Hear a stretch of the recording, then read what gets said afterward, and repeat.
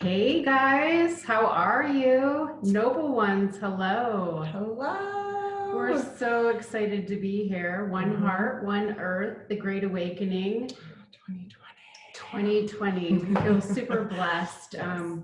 to share this time with you guys and participate in this event and allow us to introduce ourselves and connect with all of you. So my name's Kristen.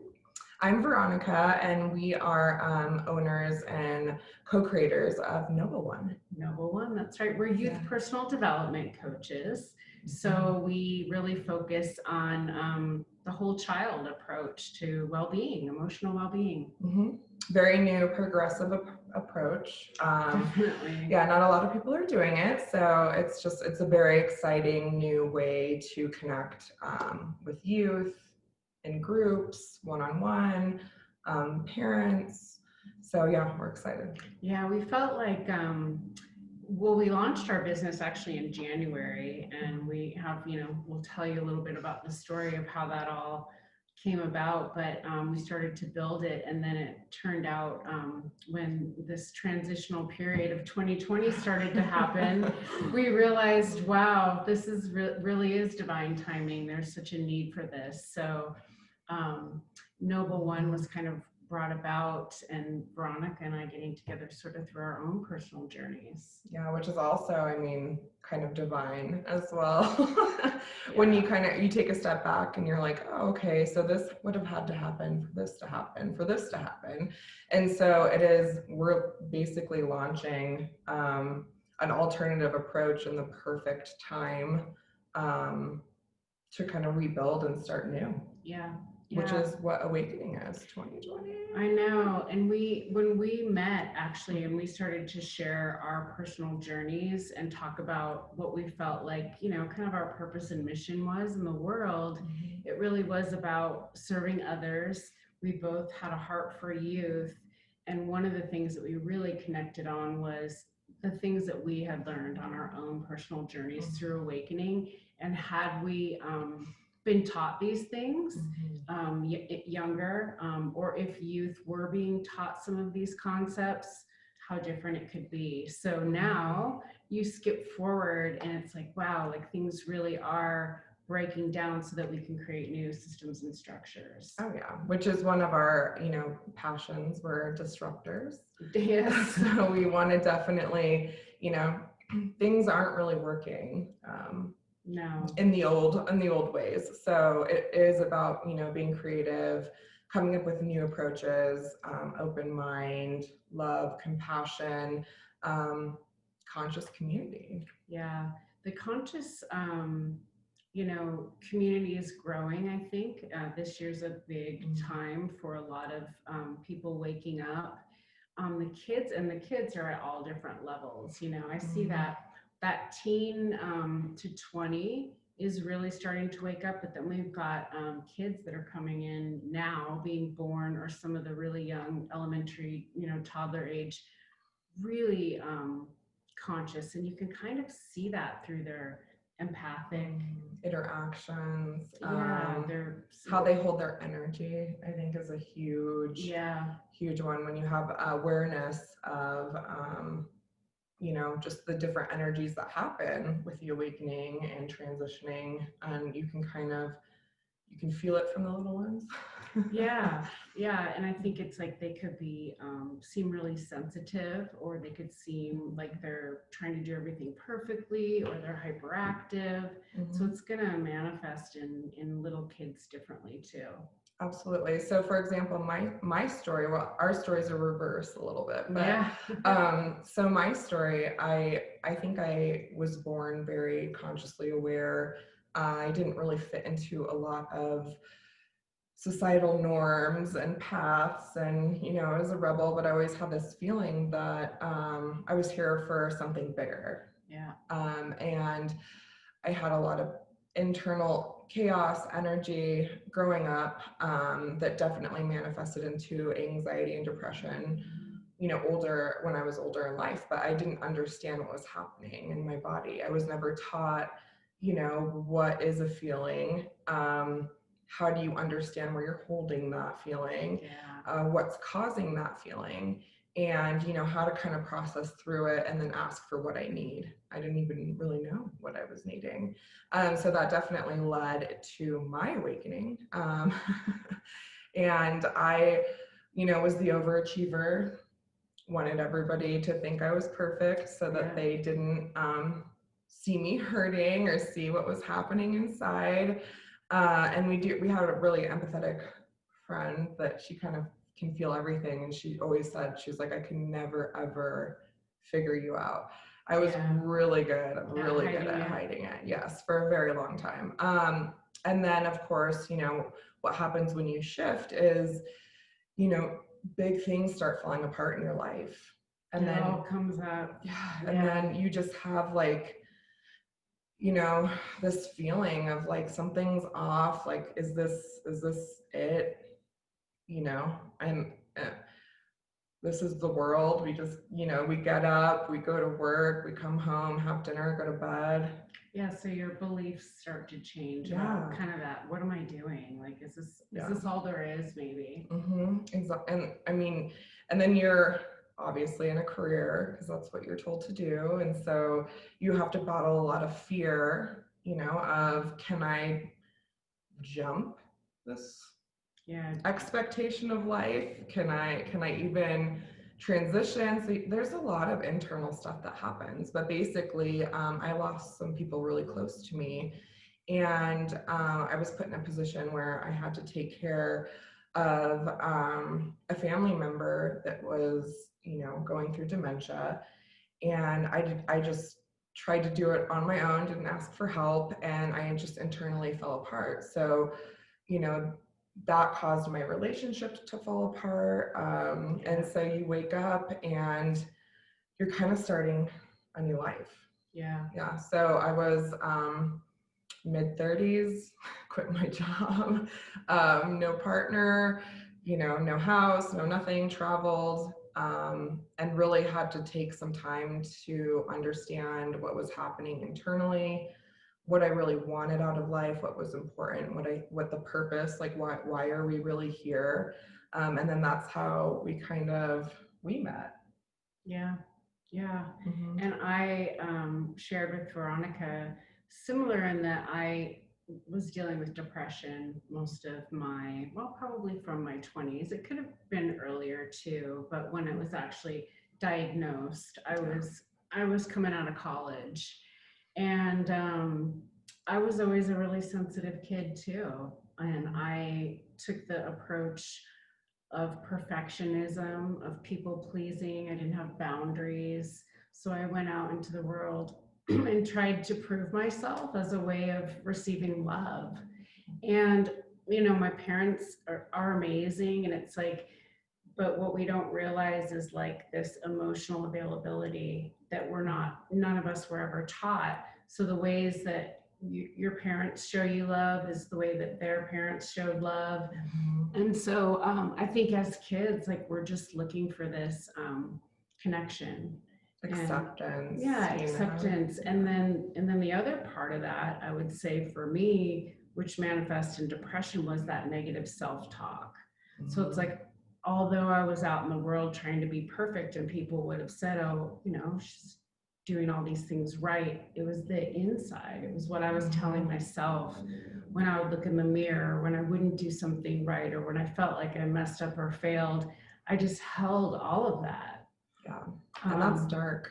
It is. It hurts. Yeah. It is, because I didn't know how to love myself. So my awakening, I think it was kind of gradual throughout my life now that I know what I know, but I had a massive, about 4 years ago, everything just fell apart in my life. I had a triple storm as well, with loss of my sibling and a marriage and a job, and I just literally fell apart. And it's almost like your nervous system shuts down, and I just kind of went into this little cocoon, aka bed, for a few months.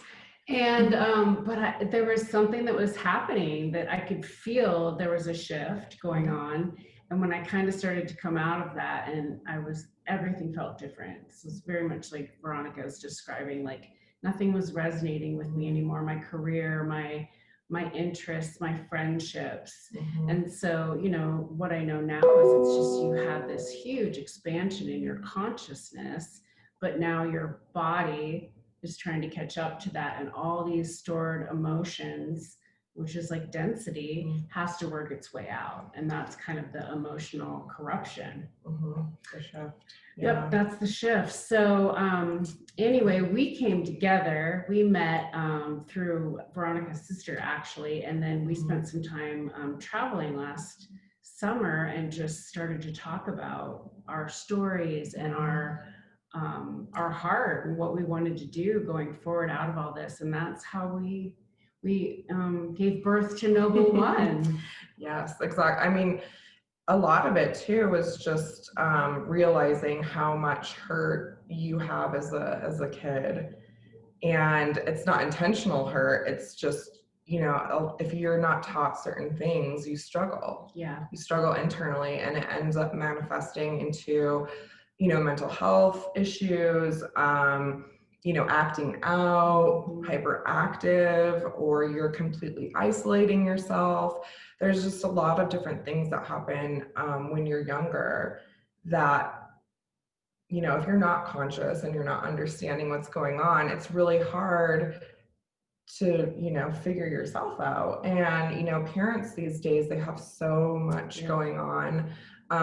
You know, they have to work, they have, you know, their lives,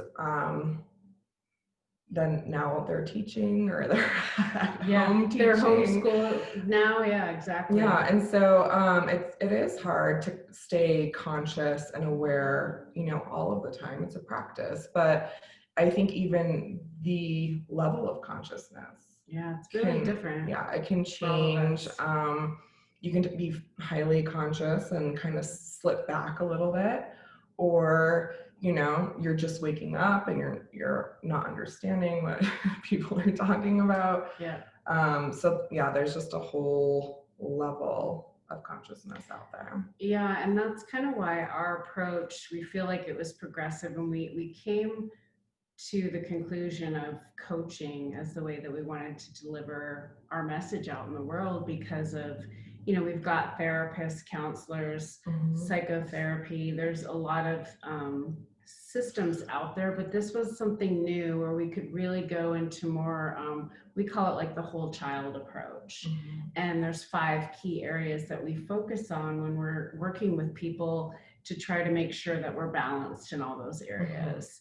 And so we really, that's social and emotional, physical, mental, and spiritual. So we're able to kind of, with each individual, and again, some people are strong in one area, need a little bit more balance in the other. So depending on the individual or the group or the family that we're working with, we can really kind of hone in on what might need to be developed more. And then we've got some really just creative approaches that are more, I don't know, maybe we combine some traditional, but for the most part, we've kind of developed our own sort of curriculum around, you know, how we want to creatively approach this. Exactly. And I think, you know, when you take a step back and you look at what is available to families, if they can access care, are they on a wait list? Is there, you know, insurance accepted?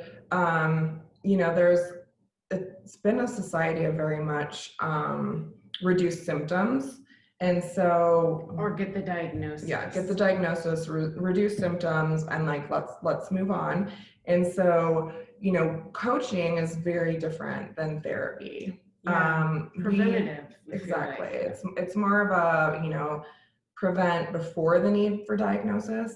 And we do work alongside therapists and, you know, doctors and everything, but it's more of just a real honest, authentic approach to connecting. Yeah, I think too, if you think about typically like a counselor or a therapist, you go in and you go to your past a lot to determine what brought you in here, what happened in your past that brought you here. With us, we really focus on, okay, the present. Where are we right now? Let's get really present in our life and then let's move forward. Yeah, let's come up with plans to be able to handle today's obstacles. Exactly. Because there's a lot of stuff that's coming at kids, families, communities, and so it is just a new, creative, conscious approach. Yeah, and you know, we've so we're in Colorado. We definitely want to connect worldwide, but just so that we would have a snapshot of what's going on here in our communities and in our state. You know, we've done a lot of research, and we've started to build a community with, you know, the educational system, the behavioral health system, kind of the state run. All the departments. The Department of ... whatever, we've pretty much connected with them. And it was more about how could we help, and then what's happening. And what we see happening is, again, it's that same, there's a big plan, a 3-year rollout of, we're going to do all these different things, but it's to address the once you're already in the crisis. We need more resources once we've reached crisis. So in our minds, from a conscious perspective, we're like, why are we not focusing on preventative? There's just a huge gap. Yeah. And the more you talk and the more you start, you're like, oh, okay. The dots aren't connecting. Like, there's a whole lot of people, which is amazing, that are doing things that have share the same heart and mission, but we haven't built the community around it, I don't think yet. So that's what's so amazing about this opportunity, to go out through One Heart, One Earth, share worldwide, and hopefully people will connect with us and understand our vision, and then we build a community through you guys as well. I mean, community, I think, is what we've lost in the technology era. You know, it takes a village, right? Yeah, human connection and community, I would agree. Yeah, so that's kind of the, you know, our 3 pillars: coaching, connection, community. And, you know, just having a support system for whatever, you know, you're going through. Yeah. So yeah, we're really excited about introducing some of our ideas and what we've developed and what we've been using as some examples. But one of our new series that we're doing right now is The Power Of. Yeah. The Power Of. We actually have a podcast coming out, The Power of Youth, which sort of birthed the idea of the power of a lot of different things. Yes, there's so much power ofs out there. And honestly, it is, you know, you wake up, you're conscious, you know, this is an amazing time to be on planet Earth. And when you really start letting go and you are conscious and you start like seeing the signs, picking up like, oh, okay, I need to flow this way, or this idea is coming. I mean, it really is, it's just a beautiful creation. Yeah, I think you go from living in the mind and thinking so logically about everything to living in the heart and thinking more intuitively. So the whole idea around Noble One and everything that we teach is really to drop back into your personal power, and for us to empower youth, families, groups through these power of exercises. Yeah, and I mean, especially youth, if you can teach them what's happening inside, what's going on, the power of imagery, especially with social media, the power of energy with sounds. You know, there's so many different things out there that impact these little sponges. I know. You know, and it is really about youth creating a better world for everyone. Yeah. So an example of one of the things that we do, I don't know, we should walk them through the power of image. You want to do that? Well, we can do, for example, the 2020 awakening, for maybe a perfectionist like kid. Yeah. What image would you probably show them? Since you are. Since I was a former and still recovering perfectionist, exactly. Maybe like, I would show them like an image of somebody sitting in a room that looked chaotic, like out of place, things that were dirty, it's something that seemed out of control. And what that essentially what we would want to walk them through is because in their mind, if you're a perfectionist, you're going to start going, oh my gosh, I can't handle that. I can't handle that. I need to fix that. I need to fix that, get control of that. And so it helps them through the lens of seeing it in an image, start to break down what some of those thoughts and feelings are that are eliciting in their body from looking at the visual. What do you want to get up and fix what? Yeah. And why? The big question, we guide through questions. Why do you feel like you need to do that? Yeah. Where is that coming from? And a lot of times it comes back to questioning self-worth, not feeling love, not feeling acceptance.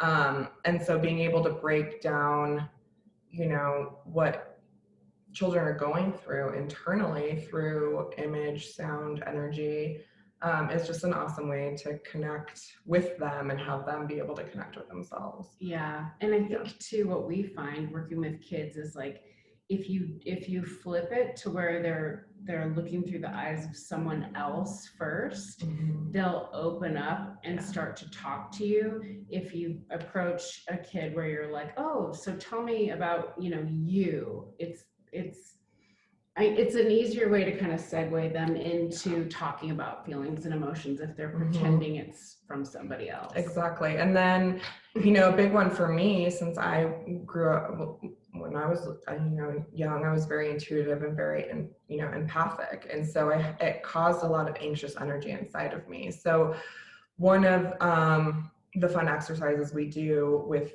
the power of energy is, sound's a huge one. So if you're a very empathetic, intuitive kid and you hear crazy loud music or loud TV or something like that, that's another way to kind of elicit, okay, now what's happening? What are you feeling? What energy is going on inside? And it's another powerful way just to connect with, them. Yeah, it's like because it's conscious, unconscious. And again, you've got all different levels of people you're explaining it to. But if you actually take a kid and you have them shut their eyes, they're listening to maybe ocean sounds or nature sounds. And you're like, how do you feel? And they're like, oh, that I feel relaxed. I feel happy. And then you do the flip and maybe play something chaotic that they might hear like in the background of a cartoon or something on TV. Like just loud. Yeah. Noise. Yeah. It actually, they make the connection. Well, it startles and it's like you can see like the shift of energy, and getting them to be able to understand what's happening in their bodies is huge. And even being able to explain what they're feeling, a lot of times they don't know what's going on. And so we bring out a feelings wheel and we explain, okay, what would this feel like? What would this feel like? And we really walk through like, where would you hold that energy in your body? What would trigger you to kind of feel that way? And the feelings wheels are out there everywhere. They're amazing. But I mean, I couldn't tell you a feeling at 30. I know. So the standard answer for me was always like, fine. How are you? I'm fine. How are you? I'm good. How are you? I'm amazing. Instead of, hey, I'm internally falling apart and I'm really anxious and I'm nervous and I'm sweating, and so it is just, connecting back to our humanness, our human beings, why we're here. We're here to learn, experience this amazing planet, and really love and connect with each other. So I would say another awakening symptom that we see a lot is hyperactivity. Oh, yeah. Because you can either be very intuitive and empathetic and kind of shut down, or you have so much going on that you need to, let it out. Yeah, it's almost like little kids will want to, they're feeling the anxiety, so they're almost trying to project it on you in a way. Because then if they get you to be to respond to that, then they're like, okay, I'm okay. Yeah. Or they don't know what to do with it. Yeah. So, they're running around, or they're, slamming stuff, because there's just so much inside that they have no idea what to do with it. Yeah. So one of our really fun exercises with that, I'll let Kristen walk you through it, but it's being the observer. And honestly, when you're working with kids, you have to come up with very interactive skills that they can connect with. So she can walk you through one of our most favorite ones for the hyperactive. I think I saw, I want to say it was a quote from, it might have been, somebody quoted it about if every 8-year-old child was taught meditation, how different the world would be.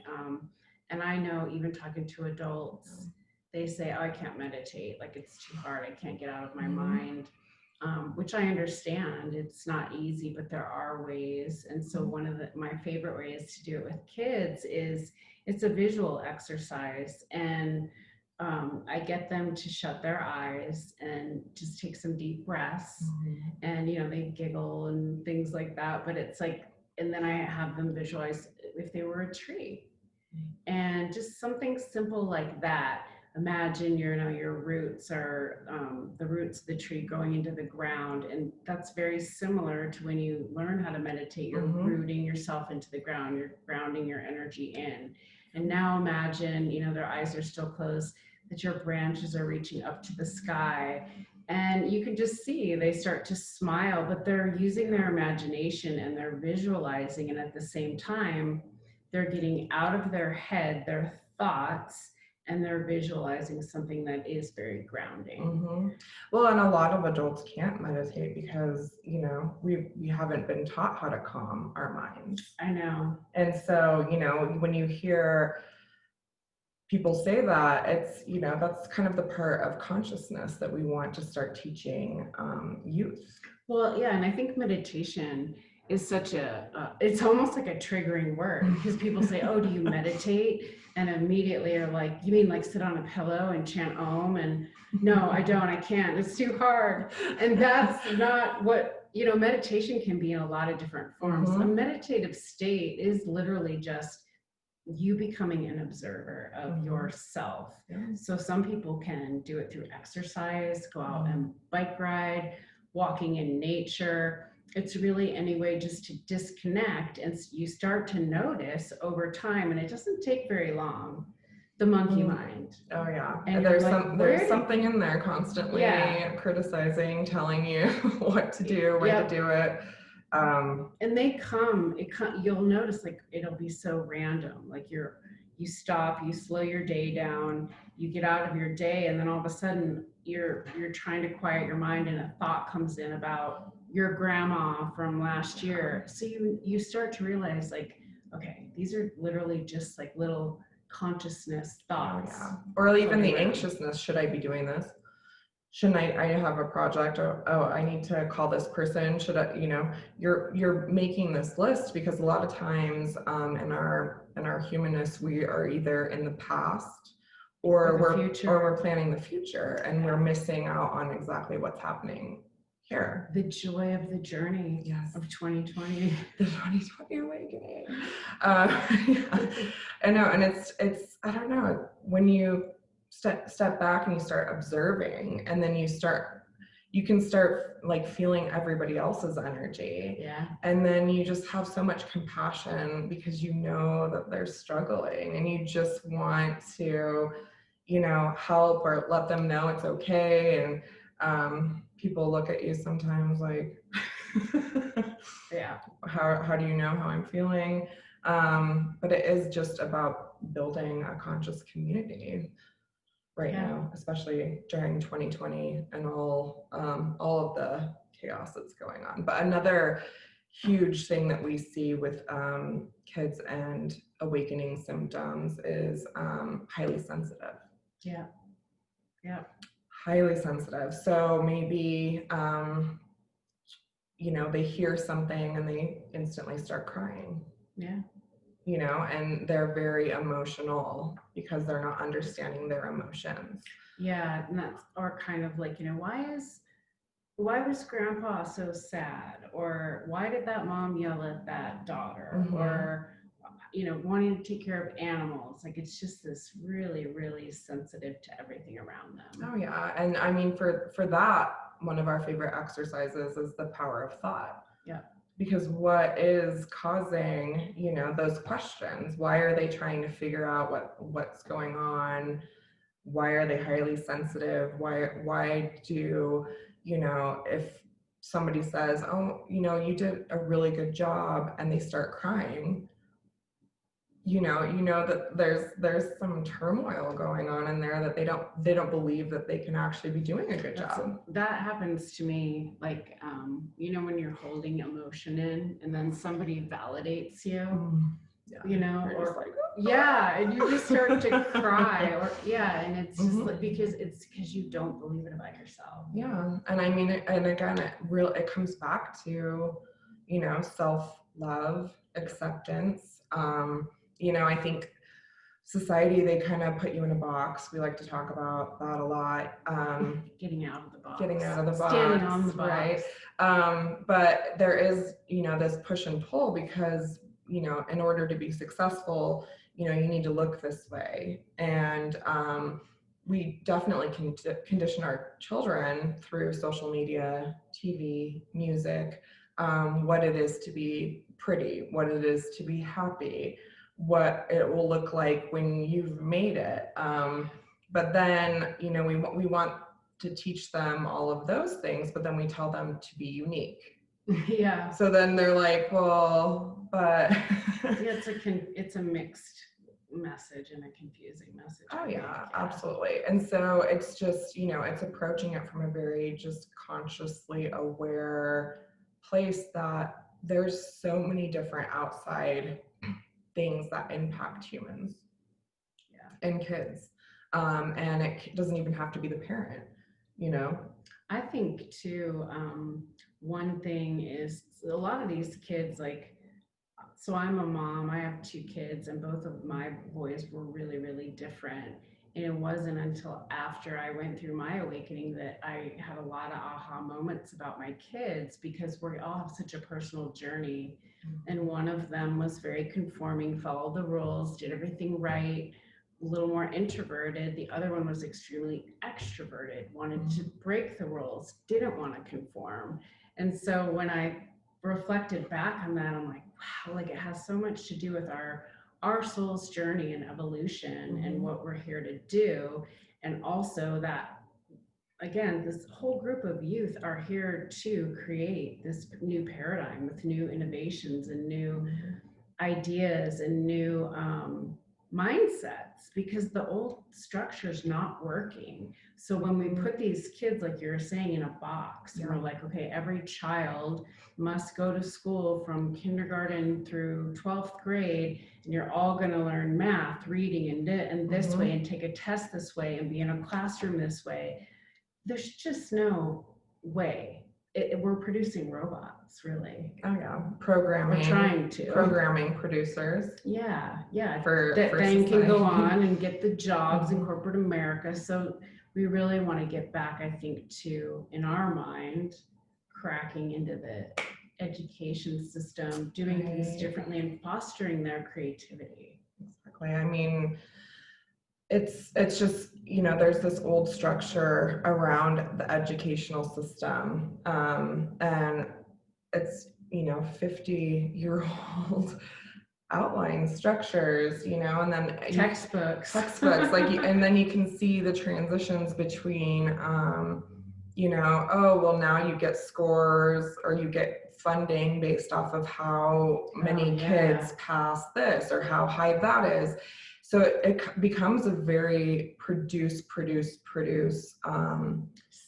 system. Yeah. And what we're noticing, which is heartbreaking, is during, this whole transitional interesting time, is the breakdown of the school system.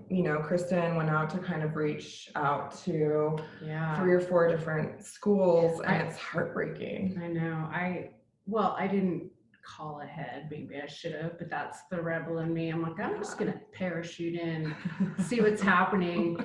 And you guys, like, it was, the experience was, I know I was meant to do it because it was really, it just kind of enhanced our need to do what we were doing. But I talked to speakers on a brick wall where the camera is looking at me, and then I had to drop my things into an orange bucket. Just like literally, I'm like, oh, this is crazy. And then another one where they actually let me in the school, but when I got in there, this was just giant like plexiglass, and I had to slide our brochure through, like you're at the bank, through the window, and the masks and the kids, you know, marching down the hall on one side and the other side. And then when you're talking to, when I did talk to a couple humans, and I asked, you know, adult humans, yeah, how do you think things are going? And it's like their perception is like, you know, this is fine. This is just how it is. Yeah, and they're adapting. And I'm thinking like, no, this isn't how it has to be. Well, and there's no way that they're fine. Yeah. Like, you know, that's there's that typical, oh, fine, we're right? good. Yeah, there's just, I mean, there's so many adults that aren't even fine right now. And so there's just no way that these children can't be so confused and holding in so much hurt, trauma, the unknown. It's heartbreaking. Yeah. So we really, right now through our Power Of program, you know, we've launched some different, you know, classes and concepts that we do with groups out in the community, and you know, sponsorships. There's a lot of underserved communities that, you know, they don't have the funds to, you know, go through a program or get the necessary, you know, means that they want. And so we're alternative resource that's available now. yeah. And we do it very creatively, but it, you know, it is just to kind of spark our own awakening, I guess. Yeah. In the kids. Yeah, I think so. So we, you know, we've got businesses that want to sponsor, that want to give back, and then we're able to take that and then go into places that we feel really have the need but may not have the funds.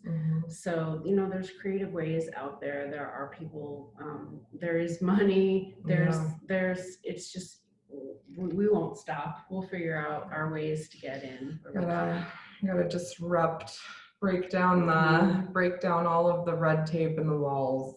Yeah. So, but we wanted to walk you through one of our newest Power of Images that we use. That we use with high school kids. You know, even some 8th graders. Yeah. But yeah, let's walk you through a quick little snippet of our noble processing and kind of how our program works. Yep. So we would take this image, let's say we're, you know, working with a group of teenagers, and kind of like we were saying before, a lot of times they, especially if they don't know each other, and we can do this virtually or in person, it's just a way to get them thinking, okay, if you were to look at this gal, you know, well, first of all, I would probably start them out just sort of calm down, take some deep breaths, clear your head, and sort of set this scene. And then by looking at this image, I really want them to think through the eyes of this gal what she might be going through, you know, come back to the present. Let's not worry about what we're having for lunch, who's meeting who where after school. Really just calm, sit into the present, the now, and connect with this image. Yep. And then through that, we go through what we call, it's our noble processing method, and noble being the acronym for the method itself. Yeah. So the first one is notice.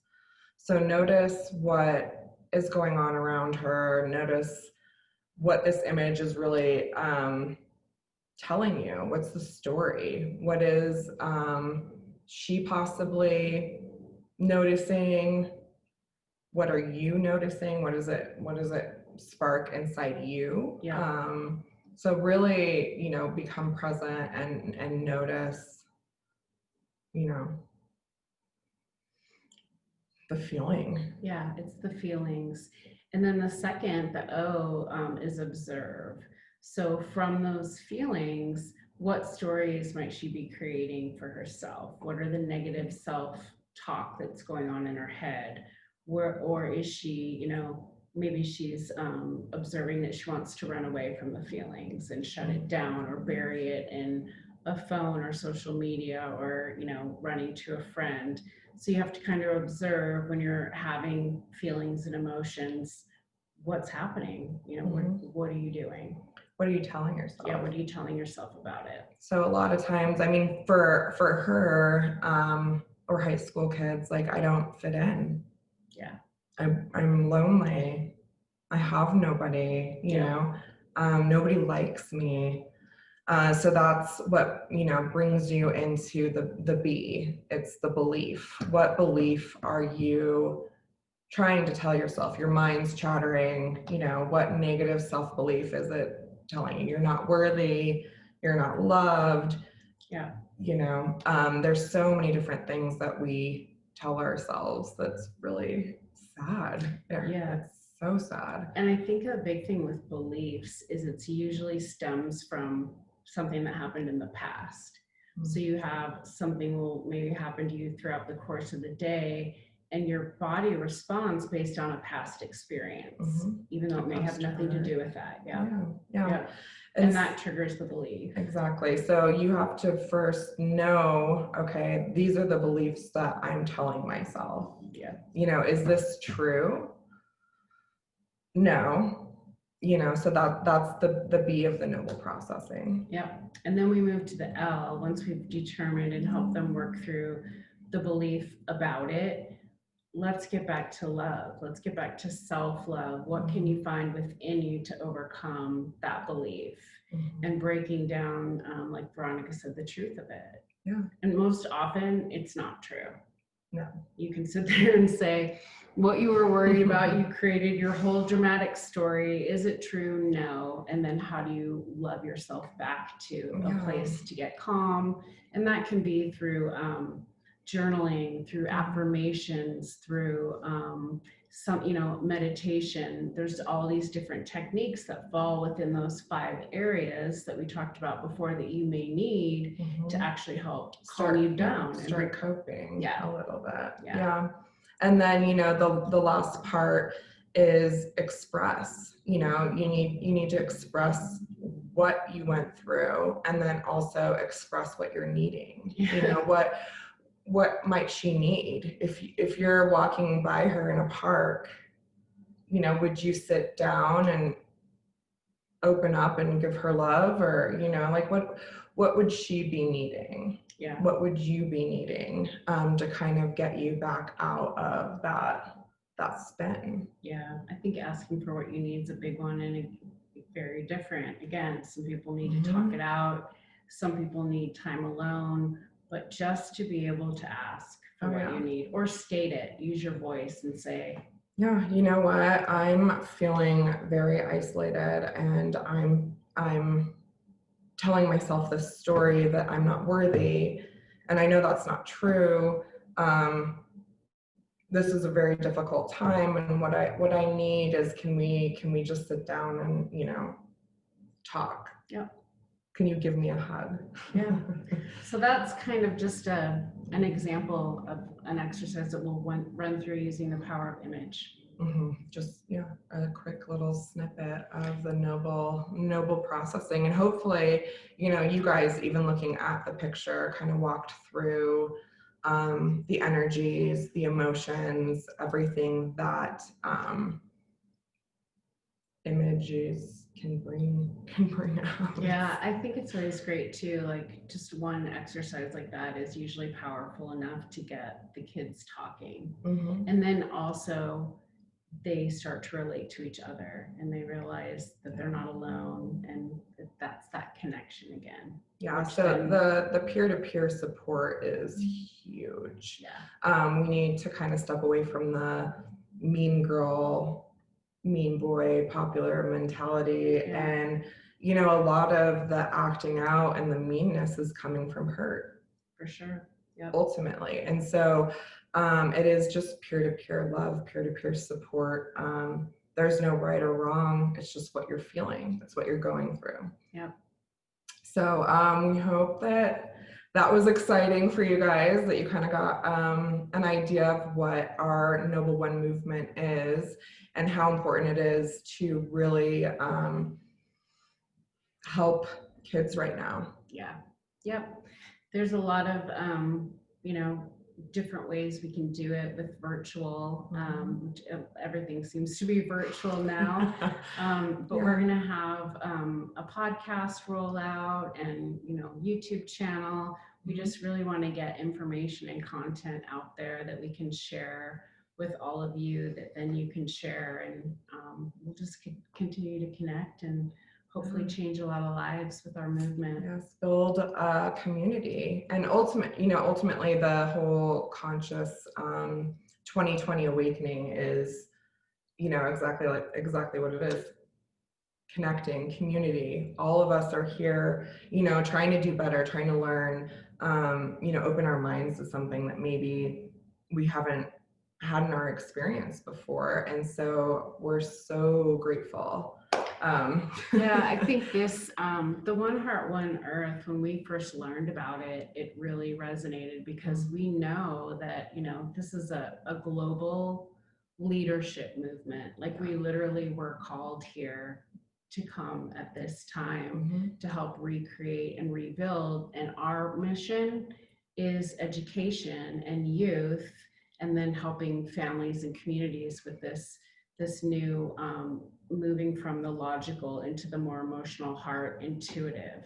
So that's our mission. And she always is like, no, stay on our mission, because I could go on a lot of other missions. She's like, I've researched that. I'm like, no, we're here to save the children. And but what I've learned is like, through this, there's all these amazing presenters that are, you know, have all these different healing modalities and new thoughts and ideas to bring. So take a look at everybody, and we will actually be on a live, I want to say it's next week. There's a live Q&A for all of us. So join us, come back, like check out our website, which is nobleones.org. And that's with an S. Yep. We are the Noble Ones. Collectively, together, plural, Noble Ones, in the community. And you know, if you want to email us directly, connect@nobleones.org. Exactly. And then there'll be links, I think, on this video page underneath to our social media channels and all that. But follow along, come back next week, ask us questions and answers. Yes. And if there's something else that you guys want us to dig into, we love challenges. Yeah, exactly. Thank you so much, you guys. We look forward to connecting next week and onward into the future. Exactly. We love you all. Much love. Beautiful humans. Noble ones. Mwah.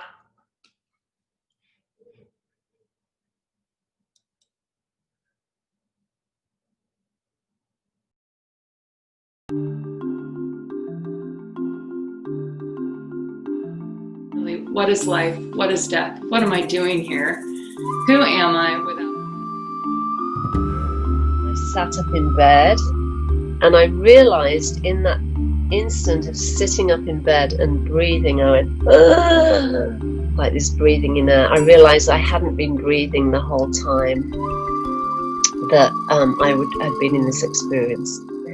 And I made that sound so loudly, it woke Tony up. And he sat up and said, what's wrong? What's wrong? And I said, I don't know, but my life will never be the same again.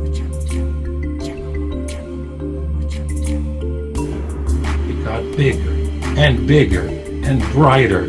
and brighter until it was filling in every direction, and it was made up of lights and flames and white, and just got closer and closer, and then all of a sudden it hit me.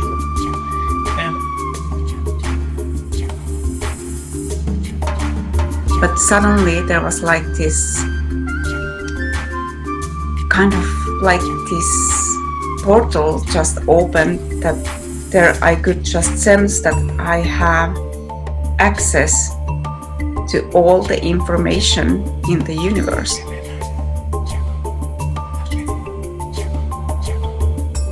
So I had like this very deep connection with my team, offered up this prayer, and within like 2 months, my entire life fell apart. So, you know, spirit doesn't mess around. And when you ask, it is always given. And then in that dream, I understood that what I am is mirrored throughout the whole cosmos, that I'm part of all of that. I am literally part of everything in the cosmos, and all of that is part of me. It can be seen by me through these mirrors.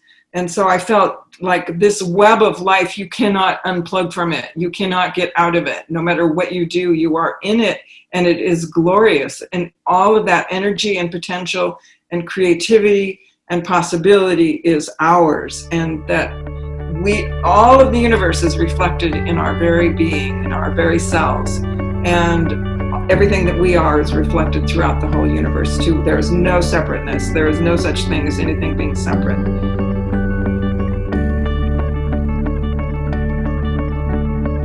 2020, what a ride. My life is 100,000 times better than I ever imagined it could be.